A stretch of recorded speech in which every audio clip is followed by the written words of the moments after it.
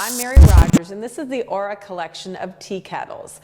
They're whistling kettles. The whistle is integrated right in the front here over the spout, and the whistle will go off when the water comes to the boil, and it creates steam, and that's what actually makes the whistle go. And the other thing is then you just pull the trigger to serve your hot water by doing that. And the lid here comes off. That's where you put the water in before you bring it to a boil. You just pop that back on. This has a nice scoop handle. It's soft to the touch, and it's also slip-free, and it stays cool, as does the lid handle.